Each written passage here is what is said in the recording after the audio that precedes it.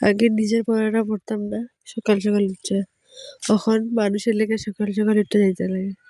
তাহলে রাধে রাধে, আমি হইলাম পূর্ণিমা, তুমি একটা নতুন ব্লগ নিয়ে পড়ছি। তো এটা আমার ফার্স্ট ব্লগ, আমি ইউটিউবে পোস্ট করতেছি, তো প্লিজ আমার ব্লগটা দেখবা। দেখো আমি সকাল সকাল টিউশনে গেছি, তো যায় দেখি আর এখন ঘুমের থেকে উঠে নাই, উঠা ব্রাশ করতেছে। তো আমি অল্প সময় পড়াইয়া তারপর গরম জল দিল, তারপরে ওরা দুধ খাইলো, আমার চা দিল।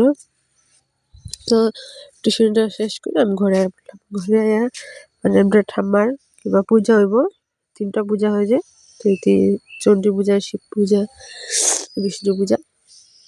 তো তার লেগে ঘর পুরা সাফা করা হইতেছে। তারপরে এগুলো সাফা করার পরে স্নান করে পূজা দিলাম। আর রান্নার ভিডিওটা দিতে পারছি না, আমি রান্নাও করছিলাম। তারপরে এগুলো সব নিয়ে ঘরের বস্তু সব কিছু ধোয়া হয়েছে। তারপর দেখো অল্প সন্ধ্যা টাইম হয়েছে, আমি কোনো গরুটা অল্প দীক্ষায় গিয়া, আর আমি যে যাইতেছি না, গরুর দীক্ষা গম পাইয়া গেছে, বুঝছো।